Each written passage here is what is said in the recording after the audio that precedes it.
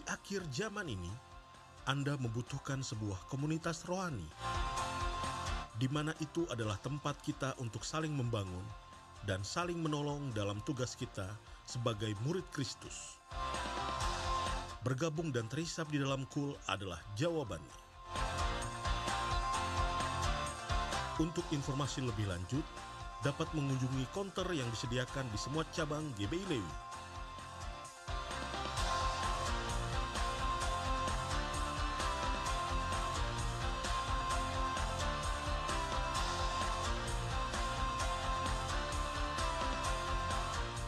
KUL, kesatuan hati, tumbuh bersama, memenangkan jiwa.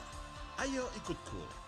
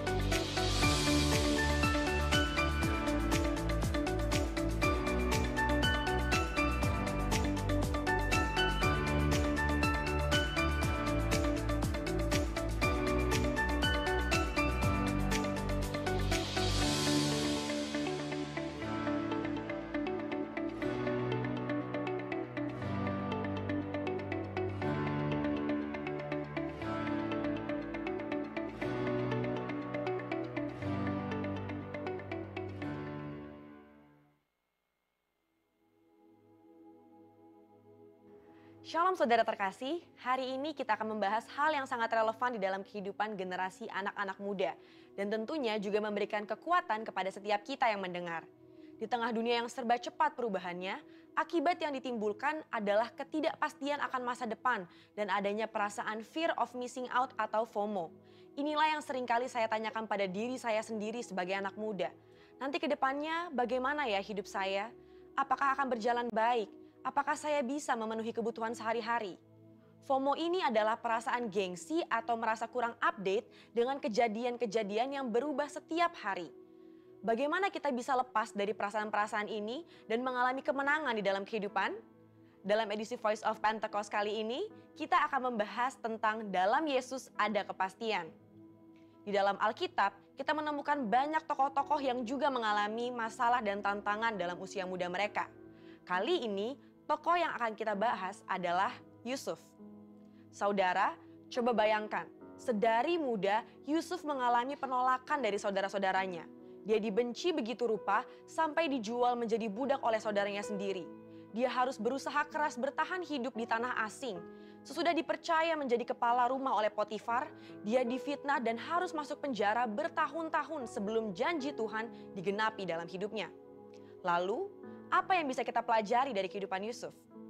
Hal yang dapat kita pelajari adalah orang yang hidup benar, langkah hidupnya ditetapkan oleh Tuhan. Hal ini dituliskan dalam Mazmur 37 ayat 23. Bagaimana Yusuf tidak meninggalkan iman percayanya kepada Tuhan. Dia terus memiliki hubungan yang dekat dengan Tuhan. Di situ Yusuf menemukan kekuatan untuk bertahan dan terus percaya kepada janji-janji Tuhan.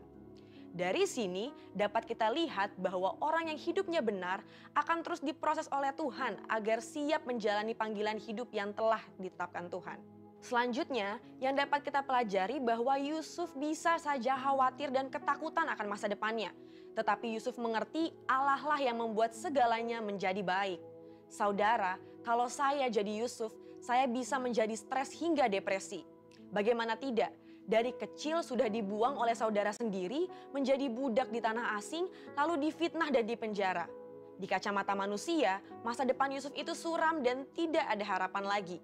Tetapi disitulah letak iman bekerja. Dalam Roma 4 ayat 18a berkata, sebab sekalipun tidak ada dasar untuk berharap, namun Abraham berharap juga dan percaya. Hari ini, di tengah masalah dan tantangan yang ada, kita perlu memiliki hubungan yang erat dengan Tuhan dan terus percaya kepadanya bahwa manusia bisa mereka-rekakan yang jahat, tetapi Tuhan sanggup mengubah menjadi kebaikan bagi kita semua. Tuhan Yesus berkata dalam Matius 6 ayat 31, "Mengapa kamu khawatir soal pakaian? Apakah yang akan kami makan? Apakah yang akan kami minum?"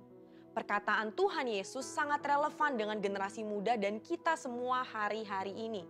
Bukankah ini yang dikhawatirkan oleh anak-anak muda sekarang? Bisa tidak ya saya mendapat pekerjaan? Bisa tidak ya saya mencukupi kebutuhan sehari-hari saya?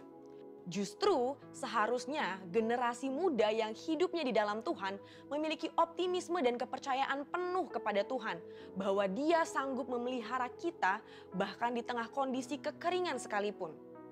Matius 6 ayat 33 dengan jelas berkata, "Carilah dahulu kerajaan Allah dan kebenarannya, maka semuanya itu akan ditambahkan kepadamu." Tapi apa ya maksudnya? Maksudnya adalah kita harus berusaha dengan sungguh-sungguh agar kuasa dan hadirat Allah termanifestasikan dalam hidup kita. Melalui Roh Kudus, kita berusaha untuk mentaati perintah Kristus. Hidup benar, tidak hidup dalam dosa, bekerja dengan cara yang benar, maka berkat Tuhan akan tercurah untuk mencukupi kehidupan saudara dan saya. FOMO terjadi karena adanya rasa tidak puas dan tidak pernah merasa cukup akan apa yang dimiliki seseorang dan fokus kepada pencarian duniawi semata. Tertulis dalam Kolose 3 ayat 2 bahwa pikirkanlah perkara yang di atas bukan yang di bumi. Sembari kita bekerja, bersekolah, dan berusaha di dunia ini, Alkitab juga mengajarkan untuk mulai membangun kehidupan kekal kita dari sekarang. Tuhan sendiri mengajarkan secara langsung kepada murid-muridnya dalam doa Bapa kami. Berikanlah kami pada hari ini makanan kami yang secukupnya. Dari sini kita tahu bahwa yang Tuhan kehendaki adalah hidup dengan ucapan syukur dan secukupnya. Selain itu, Paulus juga memberikan nasihat kepada Timotius tentang ibadah yang disertai dengan rasa cukup akan memberikan keuntungan yang besar. Jadi, kesimpulannya adalah setiap generasi akan memiliki masalah dan tantangannya sendiri-sendiri. Tetapi janji firman Tuhan adalah ya dan amin bagi semua orang yang percaya. Sekalipun janji Tuhan tampaknya belum digenapi, kita belajar untuk terus berharap hanya kepada Tuhan Yesus sesuai dengan firman-Nya. Di dalam Tuhan Yesus ada kepastian mengenai masa depan kita di tengah dunia yang serba tidak pasti. Bagian kita adalah berpegang terus pada firman yang Tuhan perintahkan. Saudara, untuk penjelasan lengkapnya dari tim teologi kami, silahkan klik link yang ada di atas atau scan QR Code yang tersedia. Tuhan Yesus memberkati.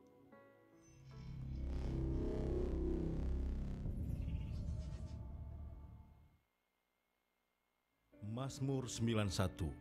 Orang yang duduk dalam lindungan yang maha tinggi dan bermalam dalam naungan yang maha kuasa akan berkata kepada Tuhan, tempat perlindunganku dan kubu pertahananku, Allahku yang kupercayai. Sungguh, Dialah yang akan melepaskan engkau dari jerat penangkap burung, dari penyakit sampar yang busuk. Dengan kepaknya ia akan menudungi engkau, di bawah sayapnya engkau akan berlindung.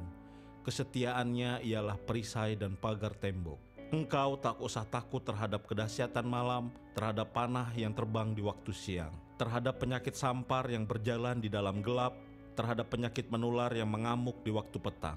Walau 1000 orang rebah di sisimu dan 10.000 di sebelah kananmu, tetapi itu tidak akan menimpamu. Engkau hanya menontonnya dengan matamu sendiri dan melihat pembalasan terhadap orang-orang fasik. Sebab Tuhan ialah tempat perlindunganmu, yang maha tinggi telah kau buat tempat perteduhanmu. Malapetaka tidak akan menimpa kamu, dan tulah tidak akan mendekat kepada kemahmu. Sebab malaikat-malaikatnya akan diperintahkannya kepadamu untuk menjaga engkau di segala jalanmu. Mereka akan menatang engkau di atas tangannya, supaya kakimu jangan terantuk kepada batu. Singa dan ular tedung akan kau langkahi, engkau akan menginjak anak singa dan ular naga. Sungguh, hatinya melekat kepadaku, maka aku akan meluputkannya, aku akan membentenginya, sebab ia mengenal namaku. Bila ia berseru kepadaku, aku akan menjawab. Aku akan menyertai dia dalam kesesakan, aku akan meluputkannya dan memuliakannya. Dengan panjang umur akan kukenyangkan dia, dan akan kuperlihatkan kepadanya keselamatan daripadaku.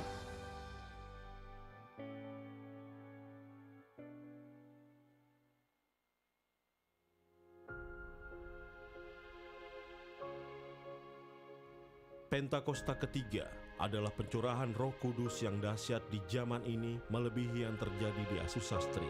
Pentakosta ketiga akan mengakibatkan penuaian jiwa yang terbesar dan yang terakhir sebelum Tuhan Yesus datang kembali. Pentakosta ketiga akan membangkitkan generasi Yeremia, yaitu anak-anak muda yang dipenuhi Roh Kudus, cinta mati-matian kepada Tuhan Yesus, tidak kompromi terhadap dosa, dan akan bergerak untuk memenangkan jiwa. Pentakosta ketiga lahir di Indonesia dan bergerak ke bangsa-bangsa. Gerakan ini dari timur ke barat dan akan kembali ke Yerusalem. Pentakosta ketiga akan memberikan kuasa untuk menyelesaikan amanat agung, dan setelah itu Tuhan Yesus datang kembali.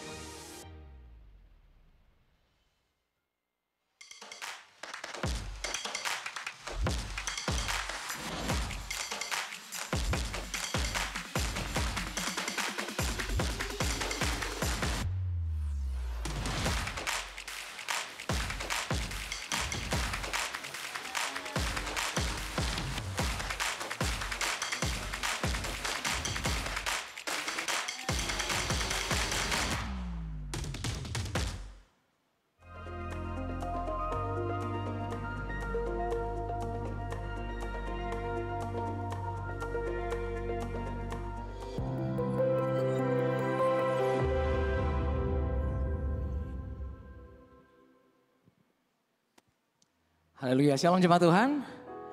Sekali lagi shalom jemaat Tuhan, sambil lambaikan tanganmu. Apa kabarmu pagi hari ini? Saya percaya setiap kita datang dengan keadaan yang luar biasa, amin. Saya mau dengar tepuk tangan buat Tuhan Yesus yang baik dan luar biasa bagi setiap kita. Saya percaya setiap kita juga akan siap memuji, meninggikan nama Tuhan dan diberkati pagi hari ini, amin. Mari sama-sama bangkit berdiri. Kita mau siapkan hati kita lebih lagi untuk datang beribadah sama Tuhan. Percaya ketika kita pulang nanti kita akan membawa berkat-berkat yang luar biasa dalam nama Tuhan Yesus. Amin. Mari kita tundukkan kepala kita bersatu hati dan kita berdoa. Bapa, terima kasih Tuhan Yesus. Kami ada di minggu yang terakhir di bulan Juli tahun 2025 ini Tuhan. Sungguh kami melihat bahwa penyertaan Tuhan begitu sempurna dalam kehidupan setiap kami. Pertolongan Tuhan selalu tepat pada waktunya dalam kehidupan kami. Sebab itu kami mau terus menyatakan syukur kami untuk Allah yang begitu luar biasa. Yang selalu menjaga dan melindungi kami anak-anak-Mu ya Tuhan. Pagi hari ini Tuhan kami mau bawa setiap doa-doa kami ya Bapa di hadapan-Mu Tuhan. Kami mau angkat tangan kami memberkati bangsa kami Indonesia. Kami mau berkatakan shalom damai sejahtera Tuhan turun atas bangsa kami Indonesia. Untuk setiap daerah-daerah, setiap pulau-pulau yang ada, setiap provinsi yang ada dari Sabang sampai Merauke. Kami percaya Tuhan, kemuliaan Tuhan, mata dan hati Tuhan ada atas bangsa kami Indonesia. Bangsa kami akan bangkit, bangsa kami dipulihkan menjadi bangsa yang besar, bangsa yang luar biasa dan menjadi berkat untuk bangsa-bangsa.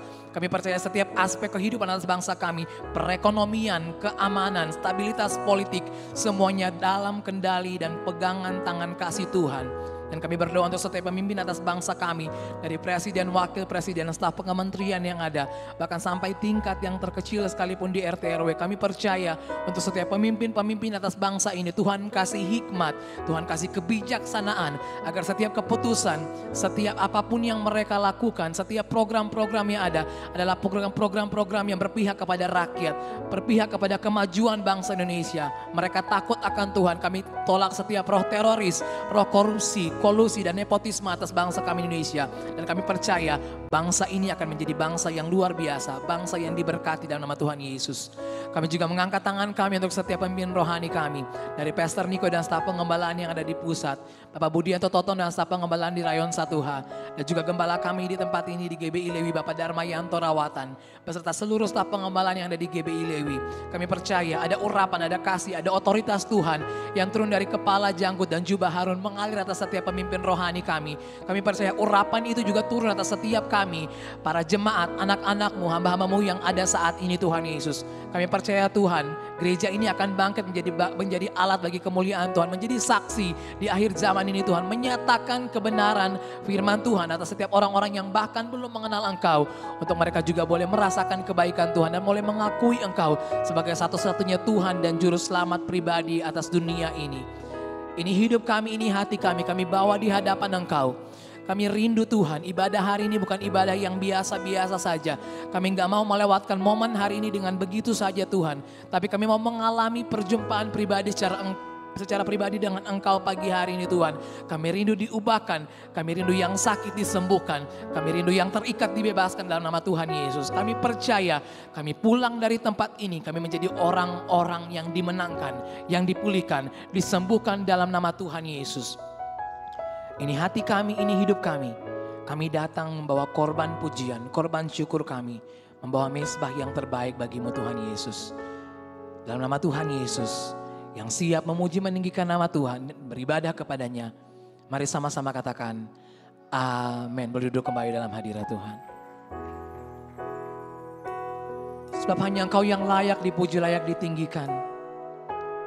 In the truth, in the spirit, dalam roh dan kebenaran. Kami bawa pujian yang terbaik untuk Allah, untuk Yesus yang layak disembah.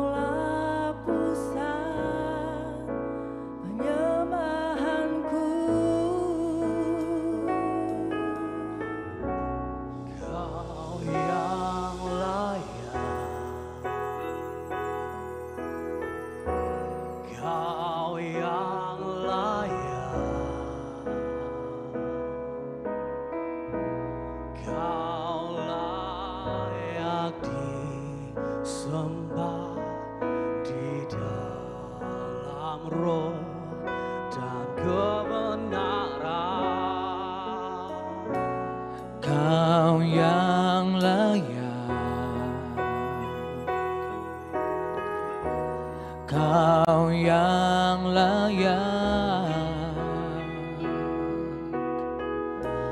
Kau layak disembah, ditinggikan untuk selamanya. Boleh kita kasih tepuk tangan yang terbaik bagi Tuhan Yesus.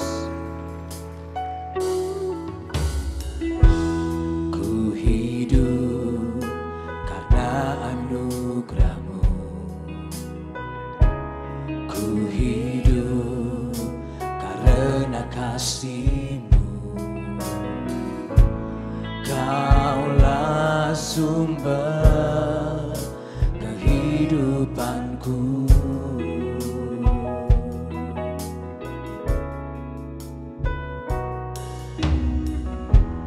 ku hidup untuk menyembah-Mu, ku hidup untuk menyenangkan-Mu. Kaulah pusat penyembahanku.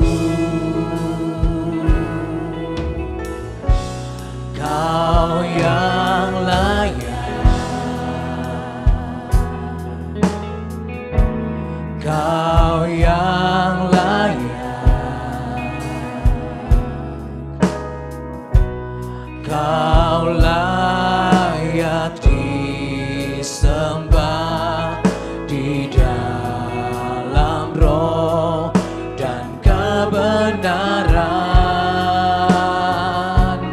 Kau yang layak,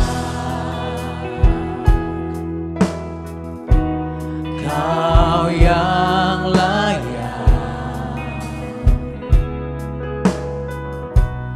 Kau layak disembah, ditinggikan untuk selamanya.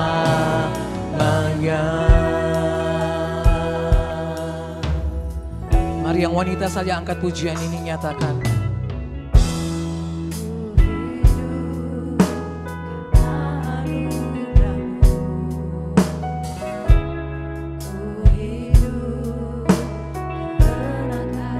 Engkaulah sumber kehidupan kami ya Tuhan Yesus.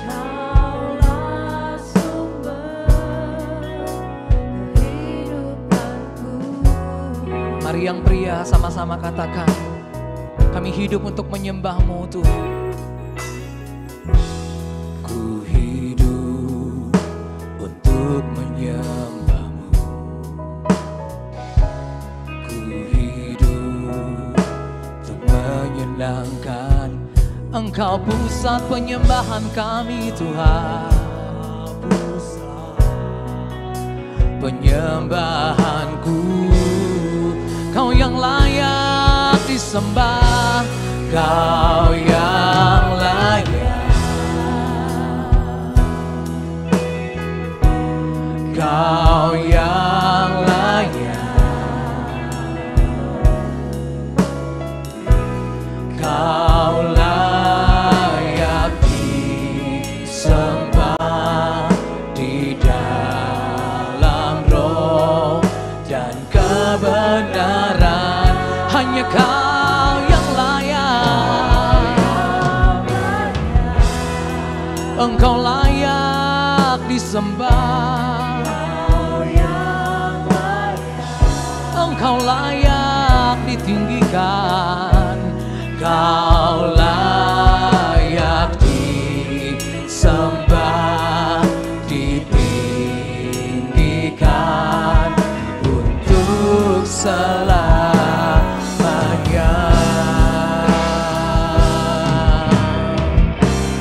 Kau yang layak, amin Tuhan Yesus. Kau yang layak, Engkau layak disembah, Kau layak disembah di dalam roh dan kebenaran.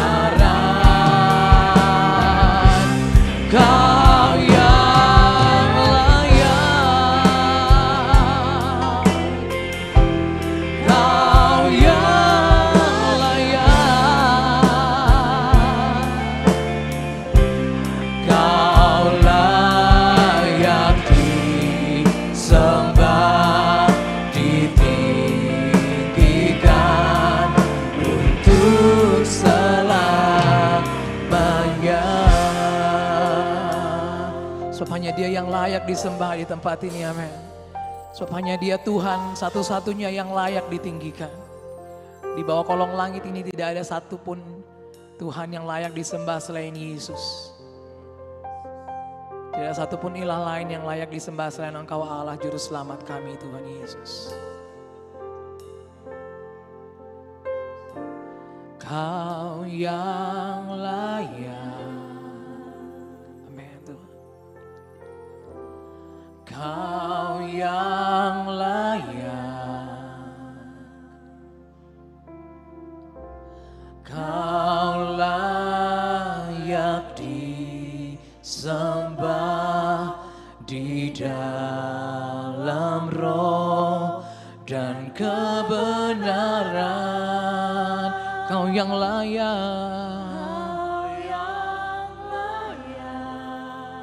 Engkau layak disembah, Engkau layak ditinggikan,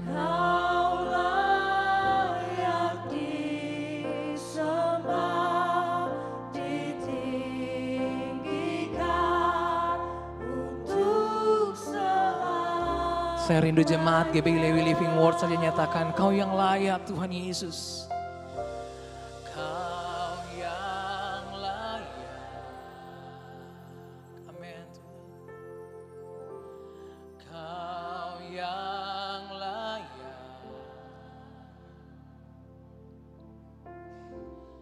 Kau layak disembah di dalam roh dan kebenaran. Kau yang layak Tuhan. Segala pujian, hormat, syukur kami bawa di hadapan-Mu Tuhan Yesus.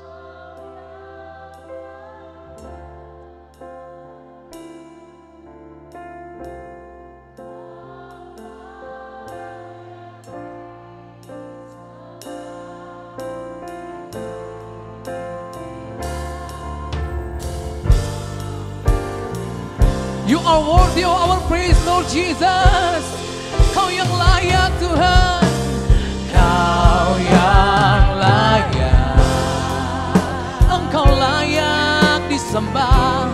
Kau yang layak. Kau layak disembah di dalam roh dan kebenaran. Kau yang layak. Kau yang layak Tuhan. Kau layak disembah, ditinggikan untuk selamanya. Kau layak disembah, ditinggikan untuk selamanya. Kau layak disembah, ditinggikan untuk selamanya.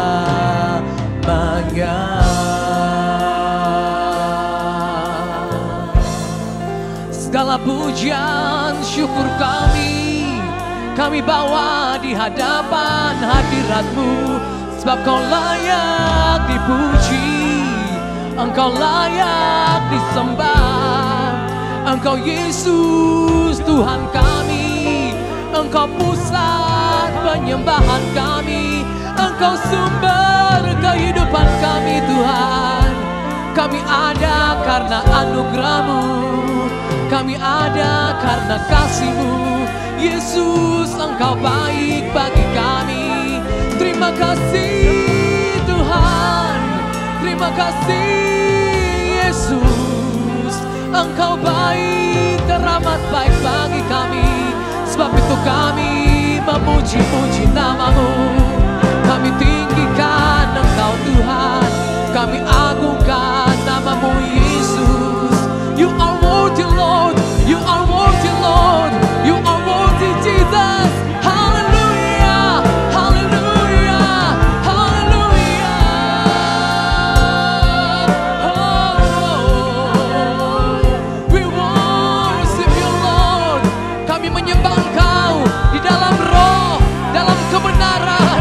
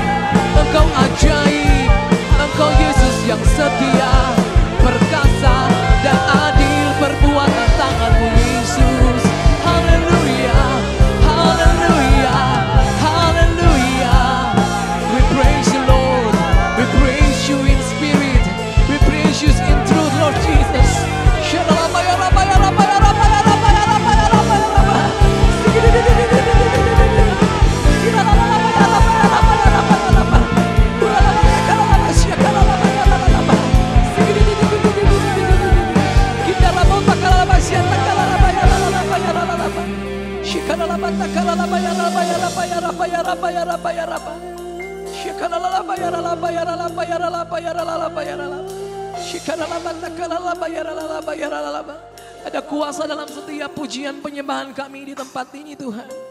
Kuasa yang menyembuhkan, kuasa yang memulihkan, kuasa yang mengubahkan setiap kami Tuhan Yesus.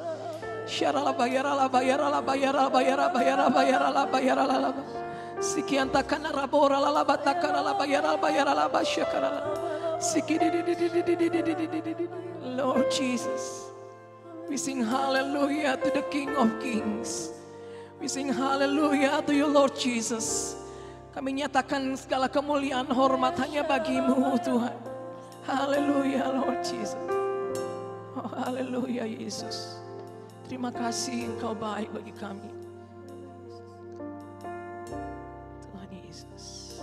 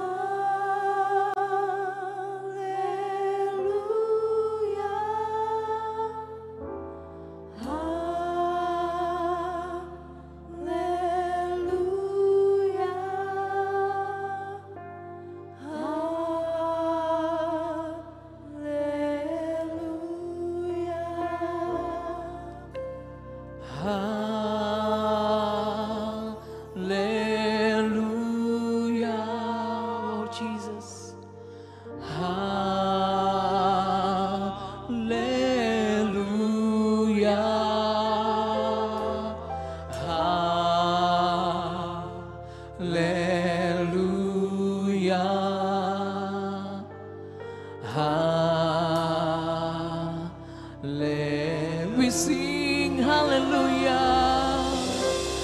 Hallelujah.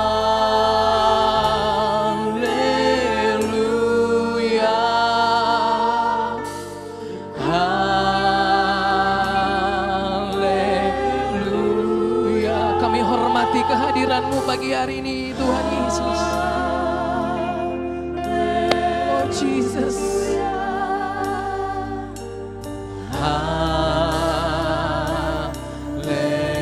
Mari bangkit berdiri sama-sama.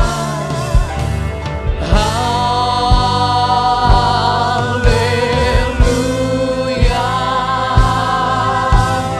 Haleluya.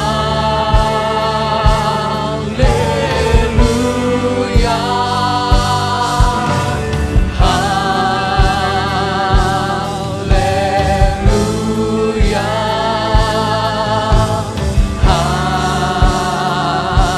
Kami nyanyikan haleluya.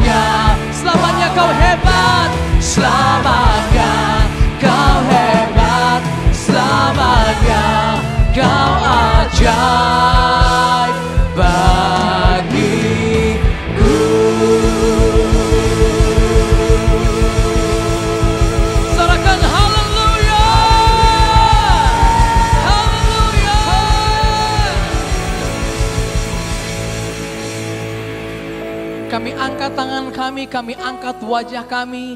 Tanda kami terus berseru, berharap, berdoa dan meninggikan nama Tuhan Yesus. Sampai selama-lamanya Engkau Allah yang ajaib, Engkau Allah yang hebat bagi setiap kami Tuhan. Dan itu kami mau terus memuji, meninggikan nama-Mu di tempat ini. Ada sukacita surga yang mengalir atas setiap pujian kami di tempat ini. Dalam nama Tuhan Yesus yang siap memuji, meninggikan nama Tuhan lebih lagi. Boleh kasih tepuk tangan dan sorak-sorai bagi Tuhan Yesus. Haleluya. Sekali lagi saya mau lihat tangan-tangan yang terangkat. Shalom. Boleh lihat kanan kirimu dan bilang selamat hari Minggu. Siap diberkati lebih lagi hari ini. Haleluya.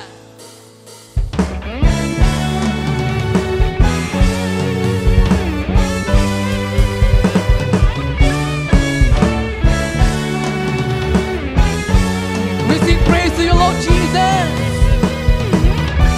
Kami membawa pujian kami yang terbaik bagi-Mu Tuhan Yesus. Nyatakan. Nyanyi puji Tuhan, bangun bait kudusnya. Di tempat ini Yesus telah hadir, kemuliaan Tuhan dinyatakan. Oh sukacita, bangun bait kudusnya. Persembahkanlah seluruh hidupku bagi kemuliaan-Nya. Anugerah-Mu, anugerah-Nya bagiku, kasih-Nya dicurahkan. Sambutlah Dia juru selamat, bersoraklah, nyanyi puji Tuhan. Bangun bait kudus, di tempat ini Yesus hadir. Haleluya. Kemuliaan Tuhan dinyatakan. Oh sukacita, amin. Bangun bait kudusnya. Persembahkanlah seluruh hidupku bagi kemuliaan-Nya. Bawa syukurmu. Anugerah-Nya bagiku, kasih-Nya dicurahkan. Sambutlah Dia juru selamat, bersoraklah, bersoraklah, nyanyi puji Tuhan. Amin. Bangun bait kudusnya. Di tempat ini Yesus telah hadir, kemuliaan Tuhan dinyatakan. Oh sukacita, amin. Bangun bait kudusnya. Persembahkanlah seluruh hidupku bagi kemuliaan-Nya. Persembahkanlah seluruh hidupku bagi kemuliaan-Nya. Persembahkanlah seluruh hidupku bagi kemuliaan-Nya.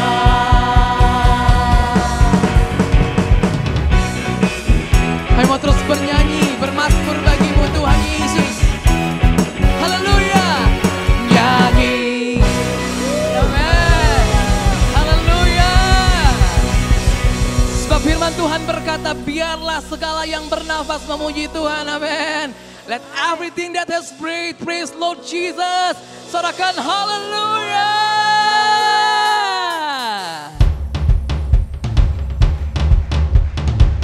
Boleh tepuk tangan di atas kepala sama-sama Bapak Ibu sekalian.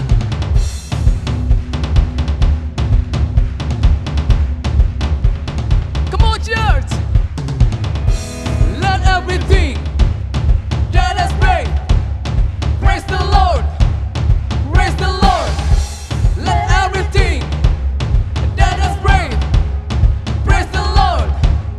Praise the Lord. I praise in the valley, I praise on the mountain, I praise when I'm sure, praise when I'm doubting. Amen.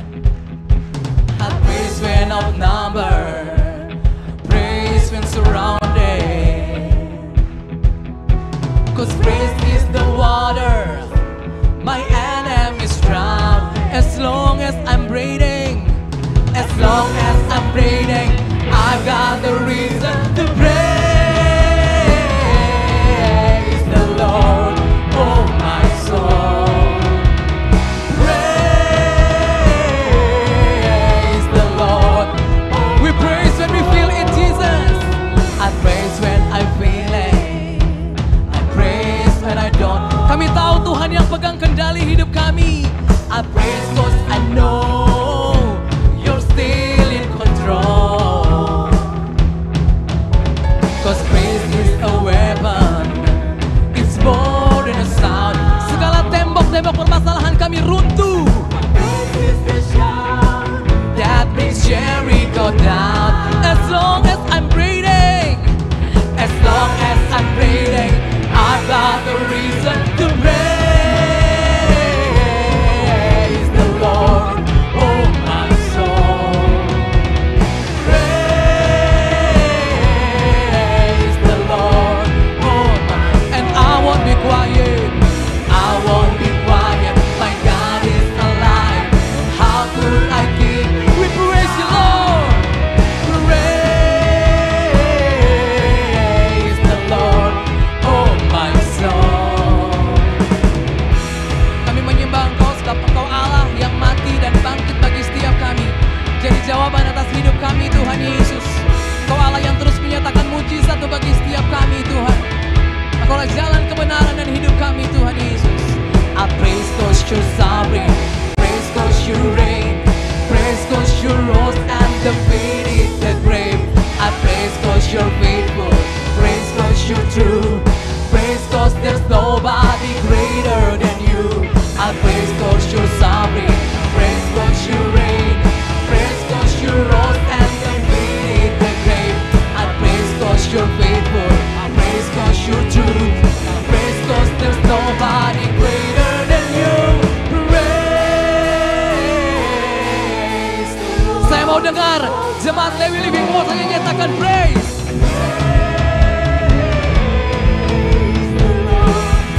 One more time we sing praise you, Lord. Praise the Lord. Oh, we praise you, Lord. Praise the Lord. Oh, and I won't be quiet. I won't be quiet. My God is alive. How could I keep it inside? I won't be quiet. My God is alive. How could I keep it? And I won't be quiet. I won't be quiet. My God is alive. How could I keep? We praise you, Jesus. Praise the Lord, oh my soul.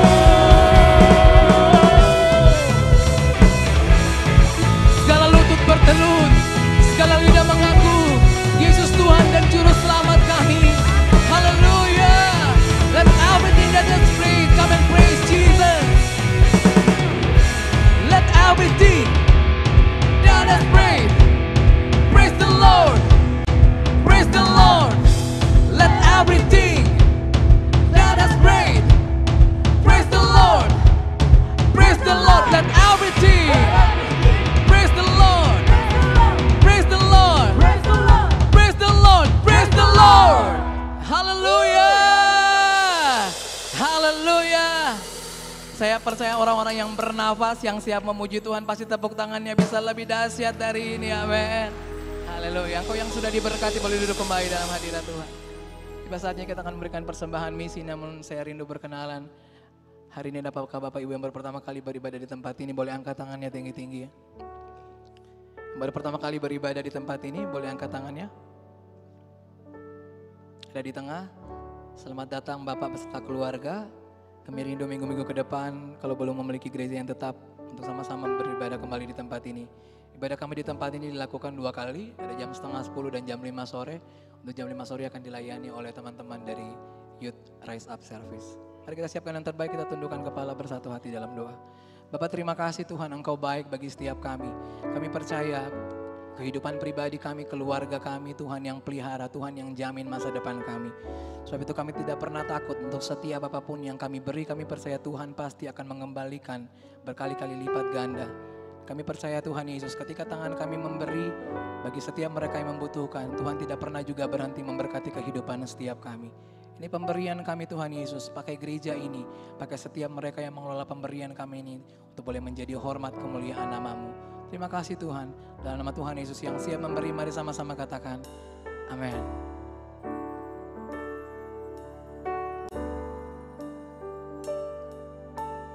Ku rindu setiap waktu hidupi kebenaran-Mu, bukan dengan kuatku, namun karena Roh-Mu.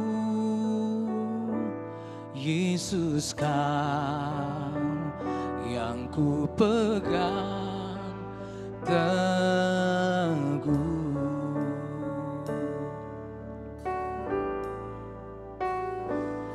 Engkaulah Tuhan, Engkaulah Raja, berdaulat atas hidupku, ku berserah penuh.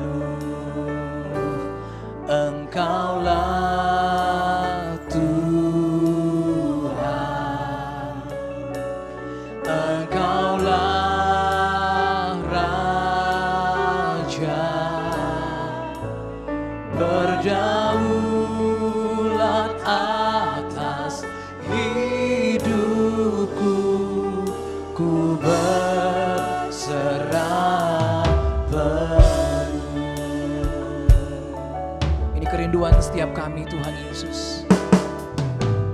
Ku rindu setiap waktu hidupi kebenaran-Mu, bukan dengan kuatku, namun karena Roh-Mu.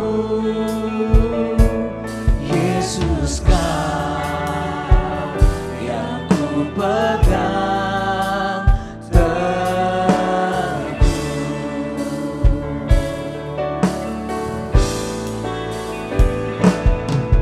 Engkaulah Tuhan, Engkaulah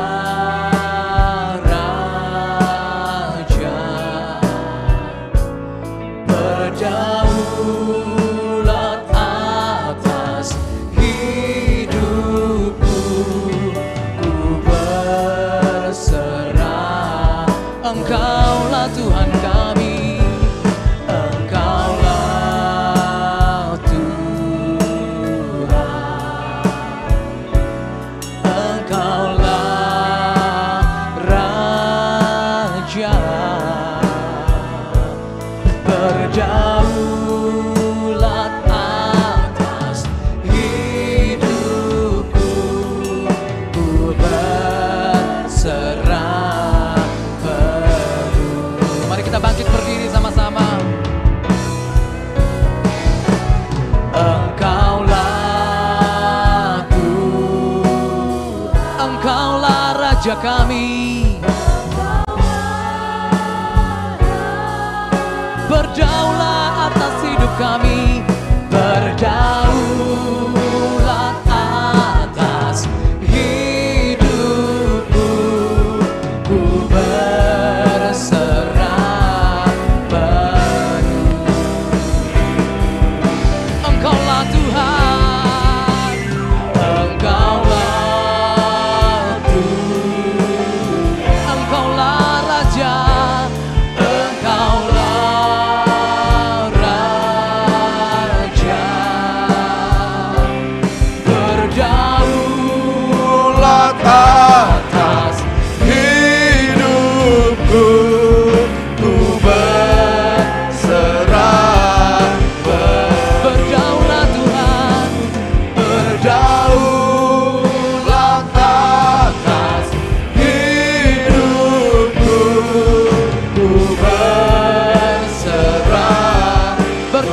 atas keluarga kami Tuhan Yesus.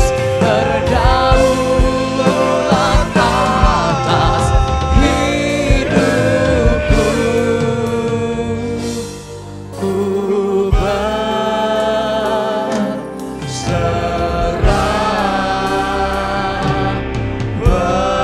penuh.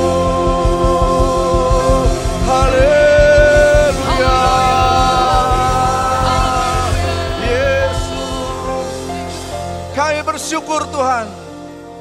Kami boleh memuji dan memuliakan nama Engkau Tuhan di tempat ini Bapa. Dan kami yakin dan percaya Engkau bertahta di atas segala puji-pujian yang kami naikkan Tuhan. Terima kasih Bapa. Kami merasakan kehadirat-Mu yang begitu kuat di tempat ini Tuhan.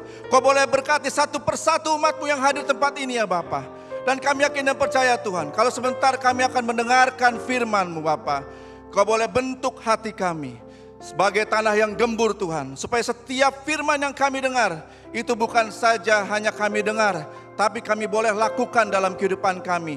Dan firman-Mu itu boleh berakar kuat dalam kehidupan kami Tuhan. Supaya hidup kami ini adalah hidup yang menjadi berkat bagi banyak orang Tuhan. Sembunyikan hamba-Mu jauh di belakang salib-Mu Tuhan. Supaya apa yang diberitakan oleh hamba-Mu ini berasal dari isi hati-Mu ya Bapa. Terima kasih Tuhan. Di dalam nama Tuhan Yesus, mari Bapak Ibu Saudara yang sudah siap untuk mendengarkan firman Tuhan, katakan amin. Silakan duduk Bapak Ibu Saudara. Shalom. Kalau puji-pujiannya begitu luar biasa, harusnya Bapak Ibu Saudara lebih semangat lagi ya. Shalom. Apa kabar? Iya, kurang dikit. Kalau saya tanya apa kabar, harus ada di depannya dulu, puji Tuhan, luar biasa. Gitu ya Bapak Saudara ya. Apa kabar? Amin. Anak Tuhan itu hidupnya harus puji Tuhan dan luar. Iya, firman Tuhan mengatakan mengucaplah syukur dalam segala hal. Bukan lagi banyak masalah, lalu diam, lalu sedih. Kalau lagi diberkati Tuhan, lagi banyak proyek, lagi banyak pekerjaan, lagi dipromosi, puji Tuhan luar biasa. Jangan gitu saudara ya. Apapun keadaannya kita harus mengatakan puji Tuhan luar biasa. Saudara, sebelumnya saya mau perkenalkan diri dulu. Nama saya boleh slide-nya ya ditayangkan. Itu dia. Nama saya agak panjang. Saint AA-nya itu Anderonikus ya Bapak Saudara ya. Saya orang Jawa, oh bukan ya, saya orang Batak Bapak Saudara. Tadi Pak Jeffrey sebelah saya juga marganya Saragi, tapi Bataknya dari Simalungun ya, Pastor ya. Saya Bataknya Toba. Batak itu ada banyak, ada Toba, ada Karo, ada Simalungun gitu ya. Nah Toba juga banyak lagi tuh, Marta Rombonya banyak lagi, Simalungun banyak lagi, Karo banyak lagi. Tapi kita berbeda-beda tetap satu dalam Tuhan. Ya, jadi saudara, saya istri satu tentunya, dan saya datang ke tempat ini bareng anak saya di sebelah saya itu. Anak saya ada dua, yang pertama itu perempuan, yang kedua laki-laki. Yang perempuan umurnya Agustus nanti ini 16, anak yang laki-laki hari ini ulang tahun. Jadi habis ini saya iya, saya harusnya ada di gereja sendiri untuk istri saya lagi khotbah nih. Iya, istri saya pendeta juga, saya pendeta juga. Ini doktornya bukan dokter sekuler ya Bapak Saudara, ini doktornya teologi ya, gitu. Jadi saya suami istri pendeta, jadi istri lagi khotbah di gereja, saya menggembalakan di GKOI Amanat Agung. GKOI itu Gereja Kristen Oikumene Indonesia, Amanat Agung. Gerejanya di mana? Di kota wisata juga. Gitu. Tempatnya di mana? Itu tempat Bapak Ibu waktu itu masih di Sentrop tuh gitu ya. Sekarang udah di sini nih. Udah keren banget ini gitu. Pertama kali saya dengar ada GBI di XX1. Wah, luar biasa ya. Tuhan berkati luar biasa loh. Nggak lama kemudian dengar lagi udah punya tempat lagi sendiri, bukan di bioskopnya. Luar biasa. Tadi saya dengar ceritanya, berikan kemuliaan untuk Tuhan dong. ceritanya bisa sampai di sini, saya katakan itu ke Pak Terry ya, itu mukjizat Tuhan yang luar biasa. Mukjizat luar biasa. Itu kalau dilihat dari biayanya, aduh kayaknya secara manusia ya, Pak Terry itu kayaknya gede sekali, besar sekali itu. Tapi Tuhan bisa gerakan orang untuk kasih harganya murah banget. Itu mukjizatnya luar biasa. Lalu Bapak Saudara, saya tetangga lamanya Pak Dharma. Pak Pastor Dharma, Pak Pendeta Dharma. Saya tinggal di kota wisata juga, di klasternya Madrid. Jadi saya sama Pak Dharma, saya pindah ke kota wisata tahun 2012. Jadi saya udah 23 tahun di kota wisata. Jadi warga lama gitu. Jadi kenal Pak Pendeta Dharma sudah lama banget gitu. Dan beliau orangnya luar biasa, pelayanannya konsisten dalam Tuhan. Dan semakin dalam lagi, semakin luas lagi. Jadi puji Tuhan, kira-kira itu perkenalan saya Bapak Saudara. Tadinya saya mau bacain pantun, tapi ya sudahlah nggak jadi deh. Bapak Saudara, saya dikasih tema membangun pertumbuhan rohani yang kuat dari keluarga kita. Benar ya tema bulan Juli ini ya, building a spiritual growth from our family. Diambilnya dari 2 Petrus 3 ayat 18, mungkin lihat dari sini Bapak Saudara nggak usah buka Alkitabnya. Saya tahu pasti tidak ada yang bawa Alkitab seperti ini, atau masih ada? Kayaknya udah nggak ada ya gitu. Nah ada 2 ayat, Bapak Saudara ini karena hanya 2 ayat, kita baca sama-sama ya. 2 Petrus 3 ayat 18, 3, 2, 1. Tetapi bertumbuhlah dalam kasih karunia dan dalam pengenalan akan Tuhan dan Juru Selamat kita, Yesus Kristus, baginya kemuliaan sekarang dan sampai selama-lamanya. Efesus 3 ayat 19, 3, 2, 1. Dan dapat mengenal kasih itu sekalipun ia melampaui segala pengetahuan, aku berdoa supaya kamu dipenuhi di dalam seluruh kepenuhan Allah. Amin. Pastor mohon maaf ini nggak ada itu waktunya ya. Jadi nanti kalau saya agak kelamaan dikasih tanda aja ya Pastor ya. Iya, soalnya kemarin di Mitra 10 ada waktunya tuh. Jadi kalau udah 5 menit saya agak kebut khotbahnya. Nah Bapak Saudara, ini bicara pertumbuhan rohani dalam keluarga. Yang mau saya sampaikan saat ini ada 3 hal. Saya waktu dapat tema ini senang banget. Kenapa? Karena bicaranya keluarga Bapak Saudara. Keluarga itu buat Tuhan, itu adalah lembaga pertama yang dibentuk loh. Jadi keluarga itu di mata Tuhan itu pentingnya luar biasa. Kenapa? Karena itu adalah cerminan kasih Tuhan kepada manusia. Jadi Bapak Saudara, iblis itu dia akan berusaha sekuat mungkin. Cara menghancurkannya adalah pertama dari keluarga. Kalau keluarga sudah hancur, maka orang-orang Kristen itu lebih fragile. Lebih mudah dihancurkan individualnya karena keluarganya sudah hancur. Jadi pagi hari ini saya mau kasih tahu ada 3. Kita belajar 3 hal ya. 3 hal. Yang pertama, apa sih itu keluarga? Lalu yang kedua, apa yang mutlak harus ada dalam keluarga? Lalu yang ketiga, apa sih yang harus kita pelajari dalam keluarga? Mungkin slide berikutnya bisa ditayangin. Nah, keluarga. Sebelum bicara keluarga, kita bicara pernikahan dulu Bapak Saudara ya. Yang sudah menikah mungkin boleh angkat tangannya enggak? Saya pengen tahu nih gitu. Wah banyak juga ya. Berarti yang single banyak nih Kalau yang single sih saya doain deh. Yang single ketemunya di sini juga. Ya, jangan di mana? Jangan di tempat dugem ya. Waduh. Jangan, bahaya tuh Bapak Saudara ya. Tempat dugem tuh bahaya tuh. Jadi gembala di tempat ini harus berdoa kuat juga nih, supaya ketemunya di sini-sini juga nih, ketemunya anak Tuhan juga. Supaya apa? Gereja ini makin kuat, akarnya makin kuat, pertumbuhannya makin kuat. Nah bicara pernikahan nih Bapak Saudara nih, kalau Kristen, pernikahan Kristen itu sebetulnya pernikahan itu persekutuan yang dilandasi kasih Kristus, itu persekutuan tubuh, jiwa, dan roh. Antara suami istri, itu pernikahan Kristen tuh, pernikahan Kristen. Jadi persekutuannya apa? Tubuh, jiwa, dan roh. Jadi bukan cuma tubuh aja, to become one, dua jadi satu itu bukan cuma tubuh loh Bapak Saudara, tapi juga jiwa dan roh.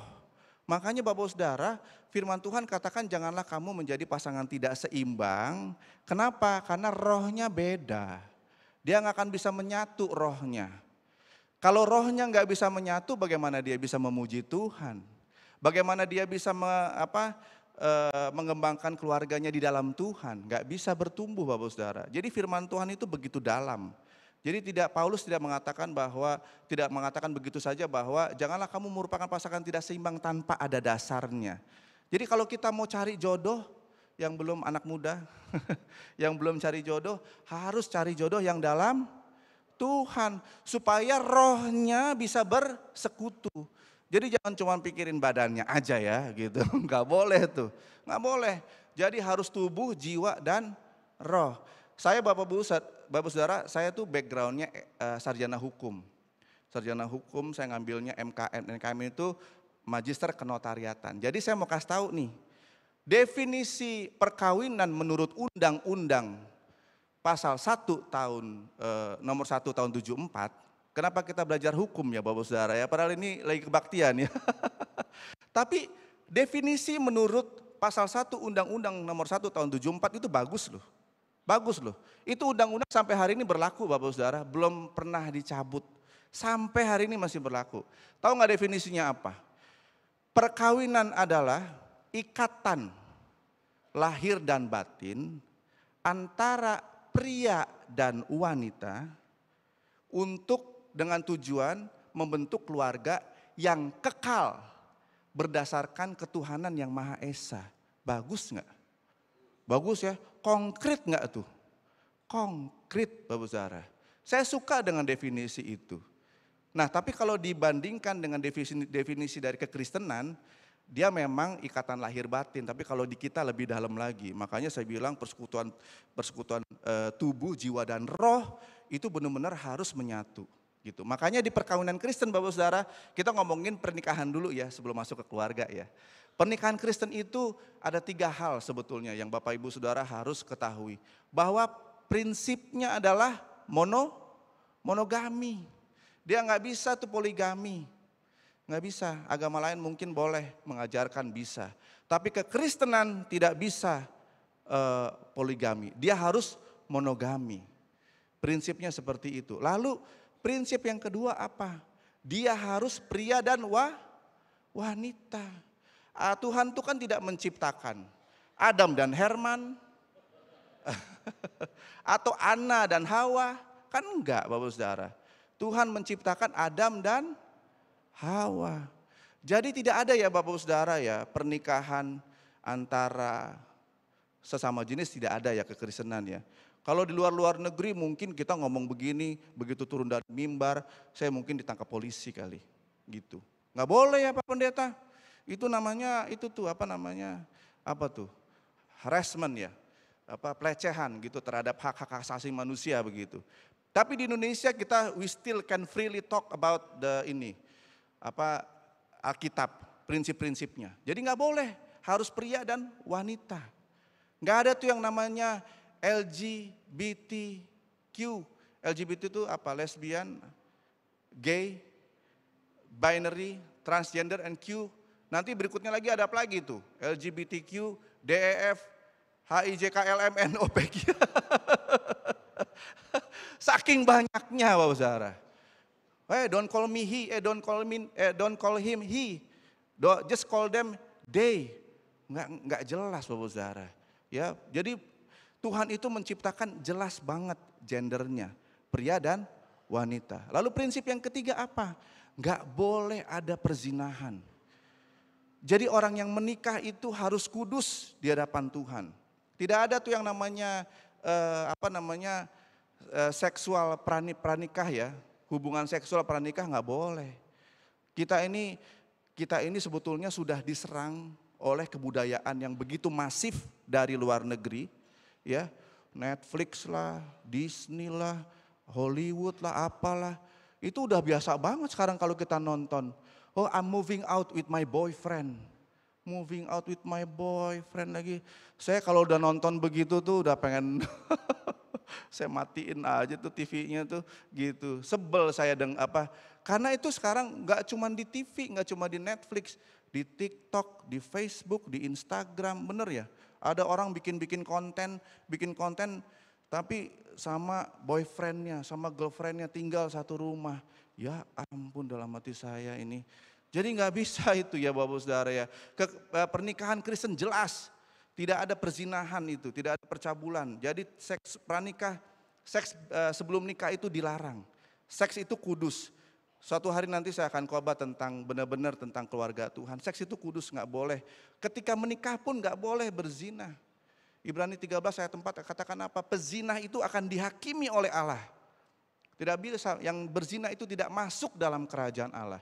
Bapak Saudara kalau menyadari ya, makanya firman Tuhan katakan apa yang sudah dipersatukan oleh manusia Allah tidak dapat diceraikan oleh manusia. Waktu kita menikah kan janjinya apa? Aku akan mengasihi engkau dalam suka dan duka, dalam sakit dan sehat. Ya benar ya, begitu kan? Jangan-jangan Bapak Saudara udah lupa nih janji pernikahannya nih. Lupa atau lupa? Dilupa-lupain aja deh pastor deh. Habis saya kalau ngeliat muka dia empat banget gitu. Kalau ketemu dia lagi gitu ya. Sebel ketemunya gitu. Tapi itu orang-orang yang seperti itu udah lupa janji pernikahan. Padahal waktu dia mengatakan janji pernikahan ngomongnya di depan siapa? Depan pendeta, depan jemaat. Yang lebih parah lagi depan siapa? Depan Tuhan loh. Jadi ketika pastor pendeta sudah memberkati, tangannya diturunkan ke mempelai itu, terciptalah yang namanya apa? Ikatan pernikahan. Itu pernikahan itu ikatannya itu buatan Tuhan loh. Bukan manusia loh ikatannya. Makanya nggak bisa diputuskan sama manusia, nggak bisa gitu ya. Nah ini bicara pernikahan. Lalu yang berikutnya bicara keluarga. Keluarga itu apa? Persekutuan antara orang tua dan anak. Tuh bicara keluarga tuh. Jadi kalau ada Bapak Ibu Saudara yang masih merindukan ada anak, udah menikah nih tapi belum ada anak, kita berdoa. Jangan putus-putus ya berdoa. Kenapa? Anak itu adalah jiwa di hadapan Tuhan. Sebelum kita menginjili banyak orang, anak dulu yang harus dibawa ke Tuhan. Jangan kita sibuk kemana-mana, hamba Tuhan sibuk kesini melayani kesini. Anak nggak lupa diajarin tentang firman Tuhan. Makanya waktu anak saya yang mau ikut, papi aku mau ikut dong gitu. Wah puji Tuhan. Anak saya sudah pelayanan juga di gereja. Dia singer juga, dia multimedia juga gitu ya. Jadi saya senang kalau ada anak-anak melayani Tuhan. Lalu berikutnya Bapak Saudara, apa sih yang harus mutlak ada dalam keluarga? Boleh ini dia.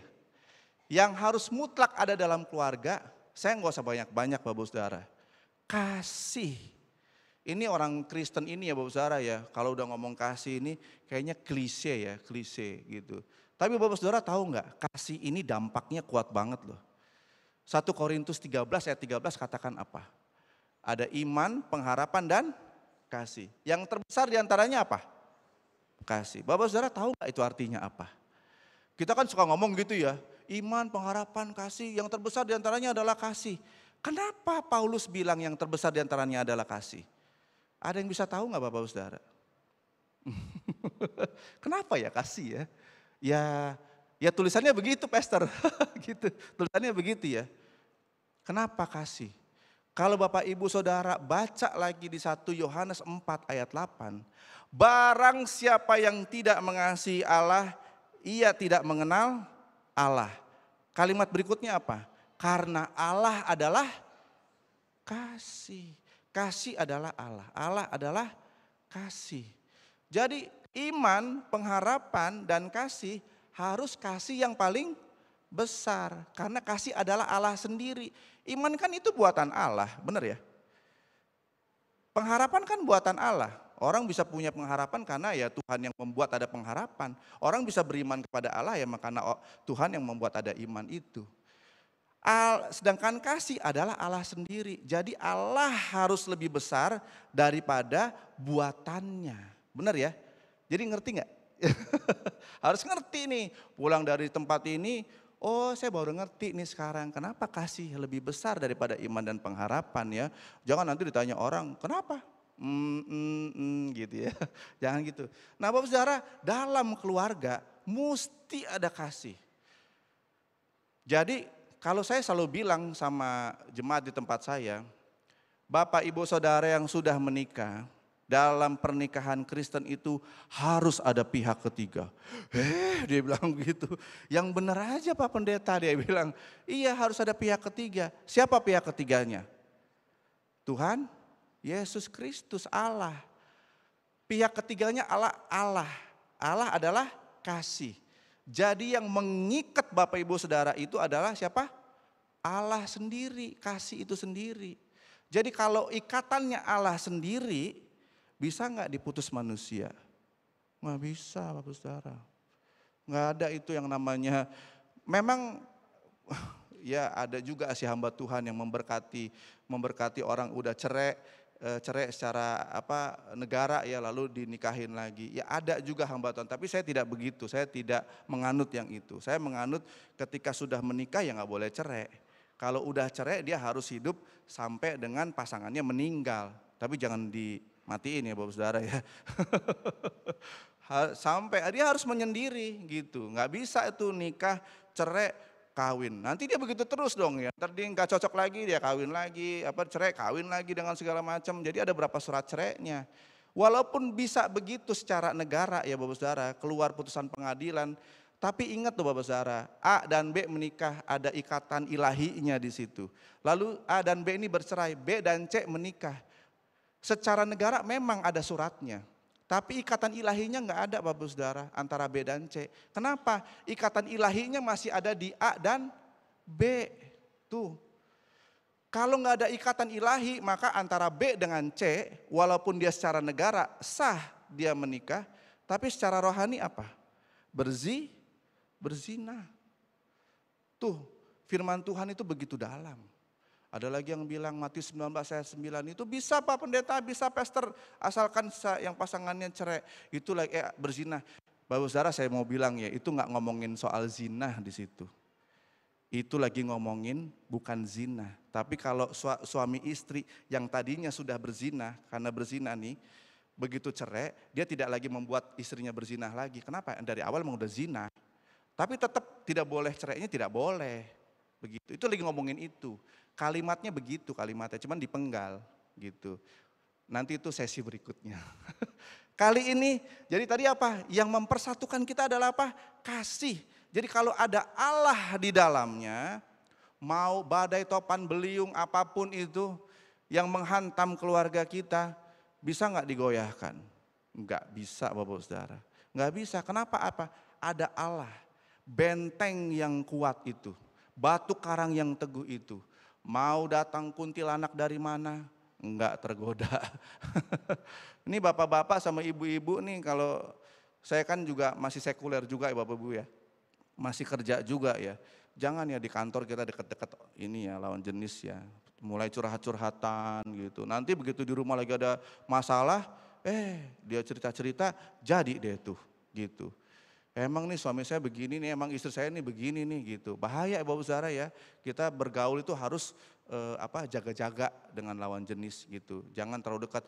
Bahkan saya hamba Tuhan aja kalau ada jemaat mau konseling ya, pastoral konseling begitu ya. Kalau yang datang ke saya perempuan gitu ya, saya pernah didatengin jemaat. Jemaatnya perempuan datang ke rumah saya itu jam 10 malam. 10 malam. Tapi sudah bilang sama istri, si itu mau datang, mau konseling tentang pernikahannya. Harus ada istri. Saya pun juga nggak bisa, saya ada etikanya hamba Tuhan menerima lawan jenis. Istri saya pun juga begitu. Kalau yang mau lawan jenis laki-laki, saya mesti ada di situ. Gitu ya Bapak Ibu Saudara ya. Jadi itu mengenai keluarga. Apa yang mutlak harus ada dalam keluarga, sekali lagi apa? Kasih. Tanpa kasih Bapak Saudara saya kasih tahu ya, tanpa adanya kasih ya, pernikahan Bapak Ibu Saudara itu sangat-sangat ringkih untuk pecah.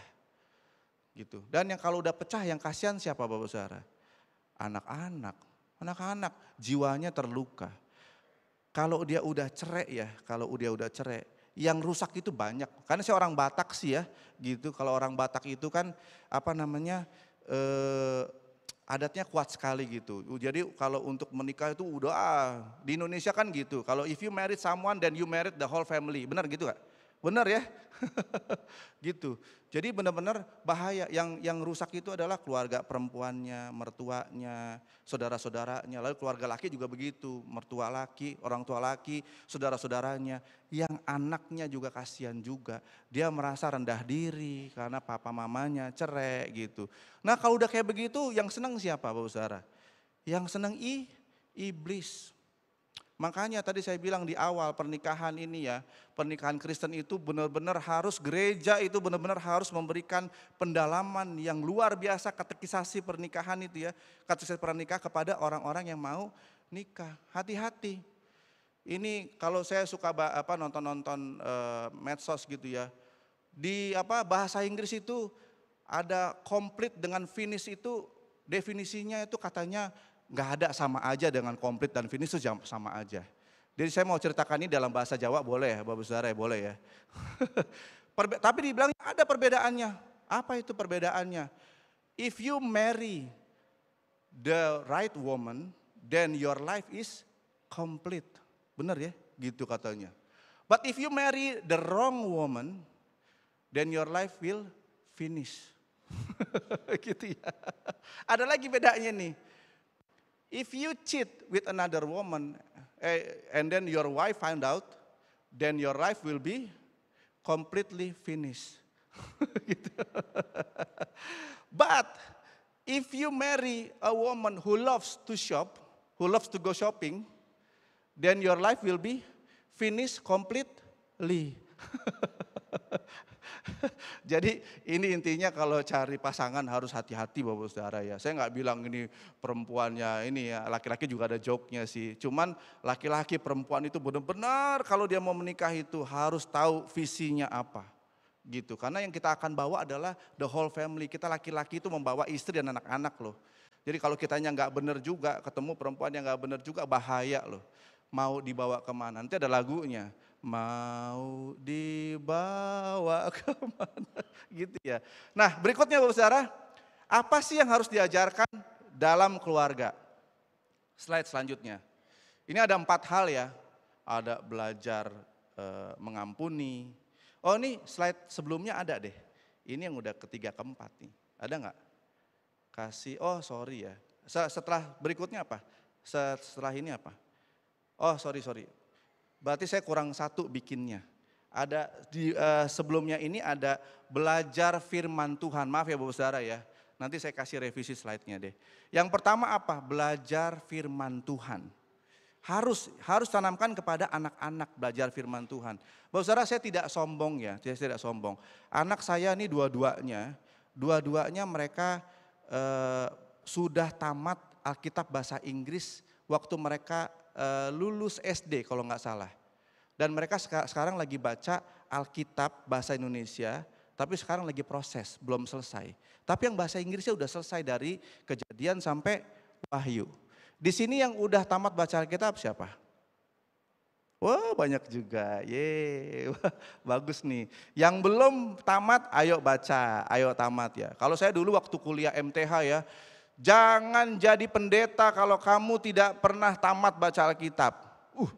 Kaget saya waktu digituin, langsung buru-buru saya baca Kejadian sampai Wahyu. Kenapa? Disitulah banyak sekali kaitannya. Dengan begitu Bapak Ibu Saudara nanti bisa menjelaskan apa kaitannya antara perjanjian lama dengan perjanjian baru dan sebagainya. Anak-anak saya itu, istri saya itu mengajar firman Tuhan sederhana Bapak Ibu Saudara. Hanya setengah jam saja satu hari. Setiap hari kecuali hari Minggu. Senin sampai Sabtu mereka ada pulang sekolah itu ada waktu setengah jam baca Alkitab. Sederhana banget. Istri saya cuma ambil dari satu ayat. Jadi kalau saya lagi bisa bareng sama mereka saya ikutan. Tapi kalau saya lagi kerja saya nggak bisa ikutan. Tapi istri saya cuma ngambil satu ayat saja. Lalu satu ayat ini dibahas dengan anak-anak. Lalu setelah dibahas sama anak-anak nanti anak-anak tulis. Apa yang kamu dapat dari ayat ini dia tulis. Dia punya catatannya sampai hari ini, bukunya. Belajar firman Tuhan. Karena Roma 10 ayat 17 katakan apa? Iman tumbuh dari pendengaran. Dan pendengaran akan apa? Firman Tuhan, firman Kristus. Jadi kalau anak-anak dari kecil tidak pernah diajarkan firman Tuhan, bagaimana dia mau beriman kepada Kristus Bapak Saudara? Ya, dasarnya itu loh, dasarnya adalah pendengaran akan firman Kristus, baru dia punya iman. Saya Bapak Saudara, saya sudah bilang sama anak-anak dari kecil, papi nggak bangga loh kalau kamu jadi satu hari kamu jadi menteri, kamu direktur di sana, kamu presiden direktur di sini, kamu punya usaha franchise, punya KFC 50 gerai misalnya, papi nggak bangga. Rumah kamu di mana-mana, di kota wisata ada, di kota legenda ada, di kota harapan, ya pokoknya semua kota ada lah gitu ya, gitu nggak bangga papi. Kalau kamu tidak hidup dalam Tuhan. Tapi kalau kamu hidup dalam Tuhan, itu yang bikin papi bangga. Saya nggak peduli Bapak Saudara dengan harta kayak begitu, nggak peduli saya. Tapi kalau hidup kamu dalam Tuhan, itu yang bikin papi bangga. 3 Yohanes 1 ayat 4 apa? Tidak ada sukacita yang lebih besar daripada mendengar anak-anakku hidup dalam kebenaran. Tuh, Yohanes tulis seperti itu Bapak Saudara. Jadi kita orang tua jangan bangga ya, jangan bangga. Anaknya direktur utama, anaknya sukses banget, ya dirutnya Garuda misalnya gitu. Tapi hidupnya berantakan, jangan bangga Bapak Saudara. Kenapa? Buat saya warisan iman yang paling penting. Saya bilang sama anak-anak, papi mami ya, ini rumah ada di Madrid itu. Ruko juga punya papi itu, tapi papi bikin buat gereja, itu udah gereja pakai itu. Jadi nanti kalau nanti papi mami sudah meninggal, nggak ada loh warisannya loh, karena kamu nanti menikah itu rumah mau papi jual gitu. Jadi nanti kamu cari uang sendiri, yang penting kamu papi sekolahin sekarang, bagus, punya iman bagus, kamu hidup dalam Tuhan, kamu pasti diberkati gitu. Saya udah bilang gitu dari anak-anak dari kecil gitu. Tapi yang papi wariskan adalah, yang saya wariskan adalah apa? Imannya. Begitu saya sudah tidak ada, iman kepada Kristus itulah yang mereka harus miliki. Supaya apa Bapak Saudara? Mereka melanjutkan kembali kepada anak-anaknya. Anak-anaknya melanjutkan lagi kepada anak-anaknya. Begitu seterusnya. Jadi kalau kita tidak pernah memberikan firman Tuhan kepada anak-anak kita, bagaimana spiritual growth itu mau ada dalam keluarga kita? Nggak mungkin Bapak Saudara. Mama aja deh yang itu tuh kasih pembekalan firman Tuhan kepada anak-anak, papi sibuk kerja. Bisa begitu nggak Bapak Saudara? Nggak bisa. Peran ayah itu mendidik. Salah satunya mengajar, mendidik itu peran ayah tuh. Kalau kita nggak pernah mendidik anak-anak kita dalam Kristus, bagaimana dia mau mencontoh kita? Bagaimana dia mau menghargai Bapak di surga? Kalau Bapak di dunianya aja begitu. Bapak di surga sibuk kali ya ngurusin dunia gitu. Habis, kok kamu ngomong begitu nak? Ini papa sibuk banget kerja sampai doa sama kita aja nggak pernah gitu. Jangan sampai begitu Bapak Saudara ya, kita ini orang Kristen ini tanggung jawab yang benar-benar nyata di depan Tuhan apa? Anak-anak. Itu jiwa loh Bapak Saudara. Jangan kita ngomongin bahwa jiwa 1.100 atau 10.000 jiwa deh, kalau anak sendiri nggak dibawa ke dalam Tuhan. Tuh tanggung jawab orang tua tuh. Jadi penting sekali. Lalu yang kedua apa? Belajar menghormati. Ini untuk anak-anak nih. Tapi untuk orang tua yang orang tuanya masih ada, selama orang tuanya masih ada, walaupun kita umurnya udah 60, orang tua kita 80, tetap hukum ini berlaku. Keluaran 20 ayat 12. Apa itu? Hukum ke-5. Hormatilah ayah dan ibumu supaya lanjut umurmu di tanah yang diberikan Tuhan Allahmu kepadamu gitu. Jadi jangan berpikir bahwa saya udah berkeluarga, saya punya anak-anak saya harus hormat sama saya nih. Enggak, Bapak Ibu juga yang ibu bapak ibunya masih hidup tetap harus hormat kepada mereka. Jangan menghina ayah dan ibumu walaupun mereka udah tua ya. Karena Matius 15 ayat 4 katakan apa? Kalau yang menghina ayah dan ibunya itu patut dihukum mati. Bahaya Bapak Saudara. Saya punya cerita sedikit nih. Waktu saya SMA kelas 2, saya punya teman Bapak Saudara. dia pakai narkoba waktu itu. Narkoba, semua orang udah tahu lah itu, teman-teman saya udah tahu. Satu hari kita dengar, dia tendang ibunya. Dia tendang ibu, perutnya ditendang, mamanya ditendang perutnya. Terus nggak lama kemudian, mungkin sekitar 1 atau 2 bulan kemudian, kita dengar lagi kabar, ini orang meninggal, teman saya meninggal dalam mobil, overdosis. Jadi waktu ditemuin sama tukang sapu, pagi-pagi, nggak taunya dia udah meninggal dari hari kemarinnya kali ya. Pagi-pagi jam 6 ditemuin sama tukang sapu, di mulutnya udah berbusa banyak. Berarti overdosis, di dalam mobil meninggalnya. Gitu. Dia bukan orang Kristen sih Bapak Ibu Saudara, tapi rasa-rasanya itu hukum itu berlaku dalam semua tataran norma ya, norma masyarakat yang berlaku umum ya. Nggak boleh kita kurang ajar sama ibu, bapak, nggak boleh. Papa saya udah umur 77, tapi saya tetap melihat papa saya sebagai yang patut dihormati. Papa mama saya pendeta Bapak Saudara. Papa saya pendeta, mama saya pendeta, lalu saya dan abang saya pendeta juga, adik saya dua-duanya itu majelis penatua, dan saya punya adik 3 itu juga semuanya majelis semua. Jadi kami memang hidup dari kecil, memang hidupnya diajar tentang firman Tuhan. Jadi firman Tuhan itu buat kami itu segalanya. Hidup dalam Tuhan itu segalanya. Bukan harta Bapak Saudara ya. Harta, Matius 6 ayat 33 katakan apa? Carilah dahulu kerajaan Allah dan kebenarannya. Maka semuanya itu akan ditambahkan kepadamu. Semuanya itu kalau bicara dalam ayat itu bicara materi Bapak Saudara. Berkat materi, karena perikop itu lagi bicarain tentang berkat materi. Jangan kamu khawatir karena tentang apapun juga. Apa yang kau makan, apa yang kau minum, apa yang kau pakai. Jadi lagi ngomongin tentang berkat materi. Jadi orang yang hidup dalam Tuhan tidak mungkin berkekurangan. Katakan sama-sama, orang yang hidup dalam Tuhan tidak mungkin berkekurangan. Enggak mungkin. Jadi kalau kita benar-benar menghidupi firman, tadi kan firmannya gitu ya. Hidupku menggenapi firman-Mu gitu ya. Kalau kita benar-benar menghidupi firman itu, firman janji Tuhan itu pasti tergenapi dalam kehidupan saudara. Nggak mungkin enggak. Dulu saya pernah dengar khotbah dari hamba Tuhan mengatakan bahwa orang Kristen itu nggak ada yang miskin. Waktu dengar itu saya kaget juga ya. Kok bisa ya hamba Tuhan ini ngomong ini ya gitu. Tapi setelah menggenapi firman Tuhan itu, saya baru menyadari benar juga loh hamba Tuhan itu ngomong itu loh.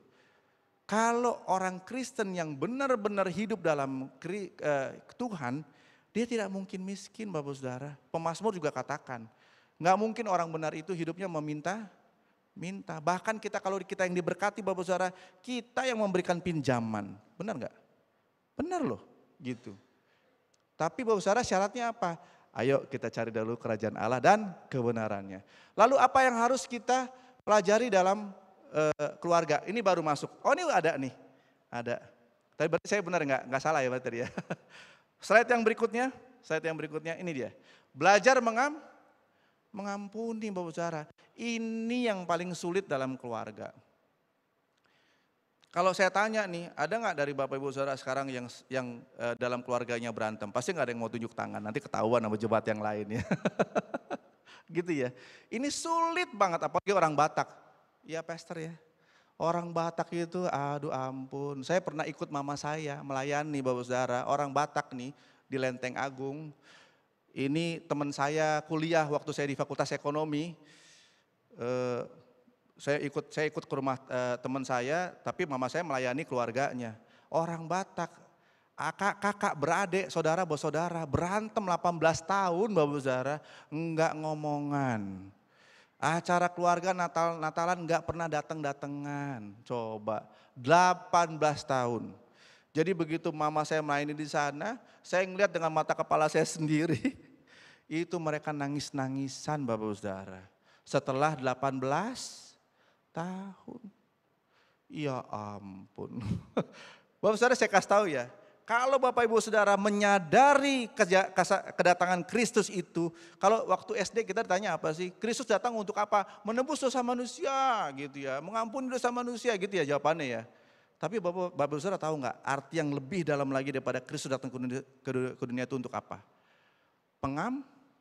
pengampunan. Dia mati di kayu salib itu untuk mengampuni Bapak Ibu Saudara loh. Kalau Tuhan aja yang begitu besar, pencipta langit bumi, menjadi manusia seperti kita dan mati di kayu salib untuk apa? Mengampuni. Masa kita yang buatan Allah dari debu dan tanah, yang ciptaan Allah yang hina ini, masa sih kita nggak mau mengampuni saudara kita? Coba deh Bapak Saudara pikirin deh. Masa sih kita egonya tinggi banget ya? Apa itu pastor? Orang dia yang salah kok. Dia nggak jelek-jelekin saya mulu. Dia yang bolak-balik menghina saya. Dia yang jahat di rumah tangga. Dia selalu pukul saya. Dia selalu menghina saya misalnya begitu. Nggak mau. Sampai kapanpun tidak sudi aku mengampuni dia. Waduh. Sampai segitunya Bang Bapak Saudara ya. Jadi penghayatan terhadap pengampunan itu sampai mana? Filipi 2 kan begitu ya. Tuhan Yesus itu sampai merendahkan dirinya, sampai mati di kayu salib. Coba, kalau sampai saudara masih egonya, enggak, saya gengsi mengampuni dia, saya gengsi minta maaf sama dia, gitu. Penghayatan firman Tuhannya di mana Bapak Saudara? Saya walaupun hamba Tuhan tetap aja Bapak Saudara, yang namanya di keluarga ada aja sih gitu. Sama teman-teman ada juga lah hal-hal yang bisa bikin kita marah gitu ya. Tapi kan kita harus murah dalam pengampunan. Kemurahan hati itu bukan cuma masalah memberi Bapak Saudara, memberi secara materi, enggak nih. Memberi secara materi lebih gampang dilakukan. Tapi yang paling susah adalah kemurahan hati dalam memberi pengampunan. Ayo dong bilang kanan kirinya dong, ayo dong mengampuni dong. Gitu. Ayo dong mengampuni dong. Kenapa kita mesti mengampuni? Firman Tuhan katakan apa? Karena Allah telah lebih dahulu mengampuni, maka kita harus mengampuni. Itu Efesus 4 ayat 32 begitu. Kalau Matius 6 ayat 15 juga katakan apa? Kalau kamu tidak mengampuni, maka Bapamu di surga tidak akan mengampuni. Lukas 18, tahu nggak perumpamaan tentang orang yang berhutang 10.000 talenta dengan orang yang berhutang 100 dinar? Tahu kan Bapak Saudara ya? Ini orang yang berhutang 10.000 talenta ini, itu kalau dirupiahkan sekarang berapa triliun itu. Terus lalu yang 100 dinar itu kalau dirupiahkan hanya berapa juta. Orang yang sudah begitu besar utangnya dihapus sama Tuhan, tapi dengan berapa juta aja dia cekik itu temannya. Maka firman Tuhan katakan apa? Maka aku akan menyerahkan kamu kepada algojo-algojo. Dia tidak mendapat bagian dalam kerajaan surga Bapak Saudara. Jadi jangan pikir ya Bapak Saudara ya. Tuhan Yesus, saya sudah melakukan firman-Mu. Saya sudah melakukan ini, begini. Saya sudah setia kepadamu. Saya sudah membawa jiwa banyak kepadamu. Tapi ada satu ya Tuhan Yesus ya. Saya kayaknya tetap untuk ngelihat dia tetap saya empet sih sebetulnya. Saya nggak bisa sampai kapanpun mengampuni, nggak bisa deh gitu. Jangan sangka Bapak Saudara ya, dengan kesalehanmu yang begitu rupa itu, tapi kalau kamu tidak mengampuni, kamu merasa berhak mendapatkan kerajaan surga. Karena firman Tuhan katakan apa? Ketika kita tidak bisa mengampuni, kita tidak mendapat bagian dalam kerajaan surga. 1 Timotius 5 ayat 23, hendaklah kamu sempurna, tubuh, jiwa, dan roh. Kamu tidak kedapatan bercacat celah. Tuh, celahnya apa? Kita semuanya harus dalam hidup dalam kekudusan Bapak Saudara. Nggak bisa kita tetap bilang, nggak bisa Pak Pastor, untuk yang satu itu saya nggak bisa melakukan deh. Gitu. Lalu berikutnya apa? Kenapa kita harus mengampuni? Berikutnya apa? Supaya doa kita didengar. Markus 11 ayat 25 katakan seperti itu. Kalau kamu lagi berdoa, tapi kalau kamu mengingat ada kesalahan saudaramu gitu, kamu harus selesaikan dulu itu dengan saudaramu loh. Jadi kalau Bapak Saudara di sini ya, saya minggu kemarin saya khotbah di GBI Lewi yang Pondok Gede, LPG ya gitu. Doa saya tentang khotbah saya tentang doa yang benar. Saya kupas ini tentang doa yang benar. Mungkin Bapak Saudara sampai hari ini ada doa-doa yang masih belum dijawab. Mungkin ya, saya nggak tahu ya gitu. Tapi mungkin Bapak Ibu Saudara harus harus introspeksi diri. Kenapa ya Tuhan doa saya belum dijawab? Mungkin Bapak Saudara, salah satunya adalah Bapak Ibu Saudara masih belum bisa mengampuni. Itulah yang menjadi penghalang doa Bapak Ibu Saudara. Nggak bisa mengampuni orang gitu. Jadi mendengar firman Tuhan hari ini nih, pagi ini nih, kalau Tuhan ada gerakan Bapak Ibu Saudara nih, mengingat siapa, segera kontak orangnya. Atau minimal langsung doa dalam hati dulu, Tuhan aku mau melepaskan pengampunan itu kepada si A, kepada si B, kepada si C. Perbaiki dulu hubunganmu, maka engkau akan menerima mukjizat Tuhan. Amin Bapak Saudara? Amin. Lalu yang berikutnya apa nih, yang terakhir nih? Belajar saling mendoakan. Jadi Bapak Saudara, yang namanya keluarga itu kita mendoakannya tuh bukan cuma keluarga inti ya, keluarga batih. Keluarga inti itu orang suami, istri, anak-anak. Enggak. Kita ini mendoakan seluruh keluarga saya, seluruh keluarga kita. Saya setiap hari Bapak Saudara, pagi dan malam itu saya mendoakan seluruh anggota keluarga saya loh. Papa mama saya, ipar-ipar saya, abang saya, adik saya, anak-anak juga begitu setiap hari. Kenapa? Doa itu menguatkan. Doa itu memberikan bonding, memperkuat ikatan kita dalam keluarga. Jadi harus berdoa. Tuhan Yesus berdoa enggak sebagai Tuhan waktu ketika dia datang sebagai manusia? Berdoa. Lah kalau Tuhan aja yang Tuhan berdoa, kenapa kok jadi kita enggak berdoa? Ya, jadi penting sekali Bapak Saudara. Nah Bapak Saudara, khotbah ini akan saya tutup dengan begini. Ini saya akan kasih perbandingan. Ada satu penelitian di abad 19, itu ada dua orang, yang satu namanya Jonathan Edwards, yang satu namanya Max Jukes. Nah ini Bapak Saudara bisa lihat di internet kok, bisa dicek. Tapi saya senang banget dengan cerita ini, senang banget dengan penelitian ini, karena di sinilah akan kelihatan perbedaan keturunan, dua keturunan, yang satu takut Tuhan, yang satu tidak takut Tuhan. Bapak Ibu Saudara bisa lihat ya. Coba kita lihat Jonathan Edwards tuh, orang yang takut Tuhan. Saya kayaknya mesti pakai kacamata di sini nih, sebentar. 75 orang menjadi perwira militer. 100 orang menjadi pendeta, 60 orang menjadi penulis terkenal, 80 orang memegang peranan penting dalam berbagai instansi. Lalu 1 orang adalah wakil presiden Amerika, 66 orang dokter. Slide berikutnya boleh enggak lihat? Ada 2 slide ini. 135 orang editor, 1 orang penerbit, 100 orang lebih menjadi misionaris.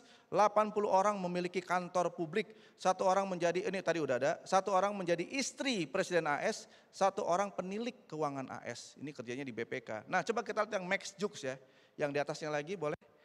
Nah keluarga yang tidak takut Tuhan, 310 mati sebagai pengemis. 150 orang keturunannya pernah masuk penjara dengan berbagai kejahatan. Dengan hukuman penjara rata-rata 13 tahun, 7 diantaranya adalah pembunuh, 100 orang lebih adalah pemabuk. Banyak dari keturunannya menjadi wanita yang tidak baik. Berikutnya, kita lihat yang berikutnya Max Jukes ini. Keluarga ini telah merugikan negara pada zaman itu ya, 1,25 juta US atau sebesar 12 miliar pada abad 19, itu gede sekali loh ini. Lalu yang berikutnya, keluarga Jukes telah merugikan pemerintah AS lebih dari $500 juta untuk merehabilitasi mereka. Artinya mereka bukan saja tidak memberi kontribusi apa-apa kepada masyarakat umum, malah merugikan.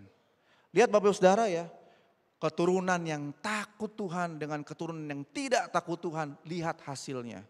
Bapak Saudara mungkin enggak melihat sekarang ini, karena mungkin umur kita berapa sih? Umur kita 70, 80, 90, kalau firman Tuhan katakan 70, kalau kuat 80, tapi ada juga yang 90 gitu.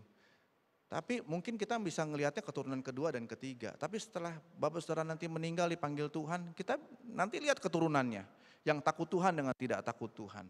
Tadi saya sudah bilang ya, kalau di saya 5 saudara, Bapak Saudara saya anak kedua, papa mama saya pendeta.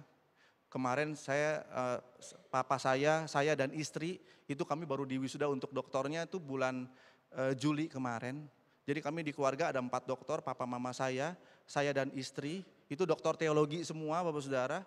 Kita 4-4-nya pendeta, abang saya pendeta, istrinya majelis, adik-adik saya semuanya majelis semua gitu. Jadi tapi ini saya ceritakan ini bukan untuk membanggakan diri sendiri, bukan Bapak Saudara. Tapi papa mama saya mengajarkan saya itu takut Tuhan itu dari sejak kami kecil. Contoh kecil yang Bapak Saudara, kami kemanapun kami pergi Bapak Saudara, enggak boleh kalau hari Minggu enggak boleh enggak ke gereja. Jadi kemanapun kami pergi, mau kami dalam kota, liburan dalam negeri, mau liburan luar negeri, pertama kali yang saya datengin adalah resepsionisnya. Kalau kena hari Minggu saya tanya resepsionisnya, is there any nearest church from here? Saya tanya begitu. Ada nggak gereja terdekat dari sini? Oh sir, you can go to that way, dia bilang begitu misalnya. Walaupun dia international church, kita bisa pakai headphones. Kalau di luar negeri bisa pakai gitu ya. Jadi ini saksinya anak saya nih, saya bohong apa enggak? Jadi kemanapun saya pergi, yang saya cari itu kalau hari Minggu Bapak Saudara, gereja yang pertama kali. Itu yang saya cari. Kenapa? Bukan, itu kan bukan karena itu kewajiban saya pergi ke gereja. Bukan Bapak Saudara, karena saya mau mencari Tuhan dulu. Baru saya melakukan hal-hal saya yang lainnya. Jadi kalau saya lihat nih, tempat ini penuh luar biasa nih, gitu. Bapak Ibu Saudara mau mendahulukan Tuhan dulu, itu luar biasa. Berkatnya pasti akan melimpah buat Bapak Saudara. Kita berikan kemuliaan untuk Tuhan. Mari kita satu dalam doa. Tuhan Yesus, kami bersyukur Tuhan pada siang hari ini Bapak. Bapak, kami sungguh bersyukur Engkau boleh mengajar kami, mendidik kami Tuhan. Untuk kami boleh dalam keluarga kami hidup takut akan Engkau Tuhan. Supaya pertumbuhan rohani itu nyata dalam keluarga kami Tuhan. Dan supaya keluarga kami ini Tuhan boleh Engkau pakai. Supaya menjadi berkat bagi banyak orang Tuhan. Sehingga ketika keluarga kami kuat di dalam Engkau Tuhan, ada banyak tantangan, cobaan dari iblis Tuhan. Tidak akan mempan ya Bapa. Karena ada Allah yang di dalam kami Tuhan. Engkaulah yang melindungi kami Tuhan dari semuanya itu Tuhan. Sehingga Engkau boleh pakai kami Tuhan. Untuk kami menjadi alat-Mu kemanapun kami pergi. Banyak jiwa Tuhan akan kami bawa Tuhan ke hadirat-Mu ya Bapa. Itulah yang Engkau inginkan ya Bapa. Terima kasih Tuhan sekali lagi. Engkau boleh berkati seluruh jemaat di tempat ini Tuhan. Hamba-Mu mau berdoa Tuhan. Kalau ada jemaat-Mu di tempat ini yang sudah menikah, tapi belum punya keturunan Tuhan. Dari atas mimbar ini Tuhan, hamba mau berdoa dalam nama Tuhan Yesus. Engkau boleh jamah mereka Tuhan. Engkau boleh jamah kandungannya. Engkau boleh jamah prianya Tuhan. Alat produksinya Tuhan, reproduksinya Tuhan. Biarlah itu boleh Engkau jamah, Engkau boleh sucikan Tuhan. Dan supaya mereka juga boleh menghasilkan keturunan yang Kau kendaki. Karena keturunan yang Kau kendaki adalah generasi-generasi ilahi. Generasi-generasi yang takut akan Kau. Dan generasi-generasi yang melayani Engkau Tuhan. Terima kasih Tuhan. Kami berdoa juga Tuhan untuk gembala di tempat ini, Kau boleh pakai pelayanannya. Seluruh pengerja di tempat ini Tuhan, Kau boleh pakai pelayanannya Tuhan. Supaya pelayanan di tempat ini semuanya boleh berkenan di hadapan-Mu ya Bapa. Terima kasih Tuhan, di dalam nama Tuhan Yesus. Haleluya. Amin. Setiap kita diberkati oleh kebenaran firman Tuhan siang hari ini, amin. Tiba saatnya kita memberikan persembahan syukur, kita siapkan yang terbaik, kita tundukkan kepala bersatu hati dalam doa. Terima kasih Tuhan Yesus, firman-Mu telah selesai disampaikan. Kami percaya Roh-Mu yang kudus terus memberikan pengertian secara lebih detail bagi setiap kami. Terus mengingatkan, membentuk setiap kami. Untuk kami tidak hanya mendengar, tapi kami menjadi pelaku-pelaku firman dalam kehidupan kami dari hari lepas hari. Berkati hamba-Mu Pastor Sein yang telah menyampaikan isi hati-Mu bagi setiap kami. Berkati pelayanan dan jemaat yang digembalakan yang Kau pakai untuk menjadi alat kemuliaan-Mu sampai ke bangsa-bangsa, keluarga-keluarga besarnya aman dalam perlindungan tangan kasih Tuhan. Dan saat ini kami memberikan persembahan syukur kami ya Tuhan. Biar setiap kami mau memberi dengan hati yang penuh ucapan syukur.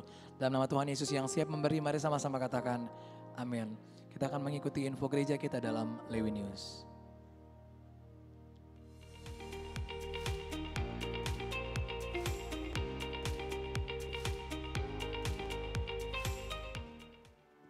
Shalom, tema gereja kita bulan ini adalah Spiritual Growth. Berikut info kegiatan GBI Lewi 1 minggu ke depan. Minggu 3 Agustus 2025, kita akan mengembalikan persepuluhan. Mari siapkan yang terbaik sebagai kesaksian bahwa Tuhan kita Yesus Kristus hidup. Untuk persembahan secara transfer, dapat ditransfer ke rekening BCA 5725256261 atas nama Gereja Bethel Indonesia.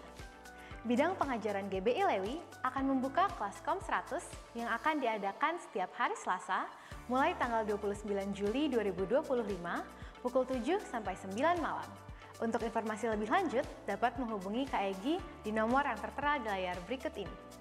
Gathering Umas Lewi akan diadakan pada hari Sabtu, tanggal 23 Agustus 2025, pukul 9 pagi bertempat di Taman Rekreasi Wiladatika Cibubur, dengan biaya Rp50.000 per orang.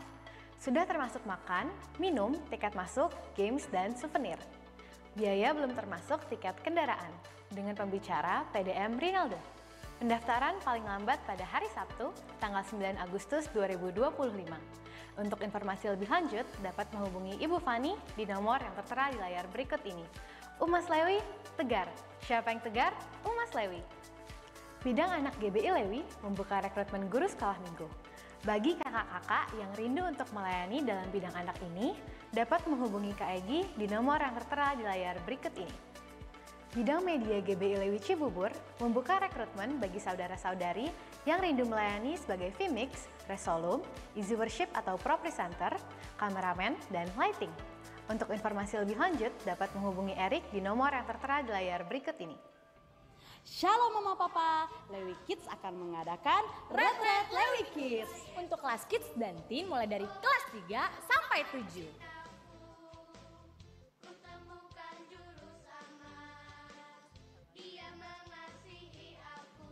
Acaranya seru banget. Akan ada games-games menarik, Naik sampan, flying fox, dan masih banyak keseruan lainnya.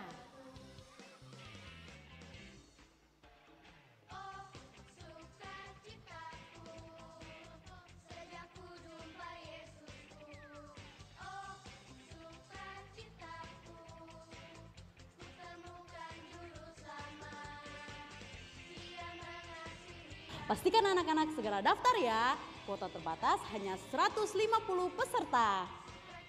Sampai ketemu di Retret Lewi Kids. Puji Tuhan, GBI Lewi membuka layanan konsultasi hukum dan bantuan hukum. Bagi jemaat GBI Lewi yang membutuhkan bantuan konsultasi hukum, dapat menghubungi Sekretariat GBI Lewi pada nomor 0811 1986 677 untuk janji temu. Seluruh pelayanan jemaat seperti pelayanan doa, konseling, baptisan air, penyerahan anak, kematian, kunjungan, dan pelayanan lainnya tidak dikenakan biaya apapun. Untuk info lebih lanjut, dapat menghubungi Sekretariat GBI Lewi di nomor yang tertera di layar berikut ini. Sampai bertemu dalam Lewi News minggu depan. Tuhan Yesus sayang kamu, Tuhan Yesus memberkati.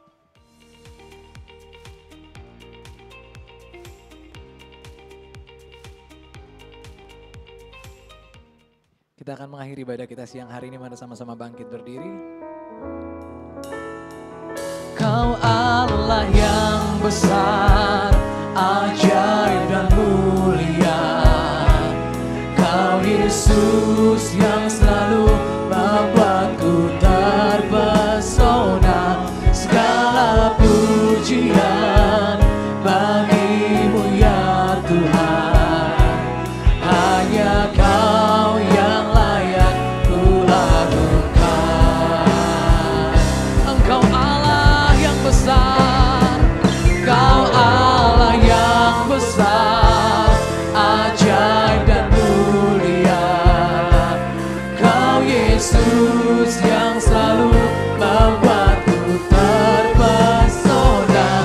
Segala pujian bagimu ya Tuhan.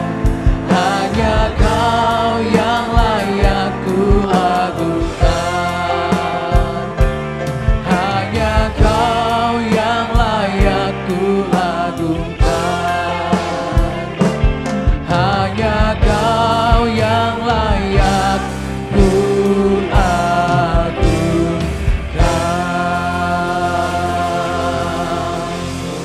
Mari kita angkat tangan, terimalah berkat damai sejahtera dari Allah Bapa, kasih sayang dari Tuhan kita Yesus Kristus, persekutuan yang manis dengan Roh Kudus menyertai kita mulai hari ini sampai Maranatha Tuhan Yesus datang pada kali yang kedua. Di dalam nama Tuhan Yesus Kristus, haleluya.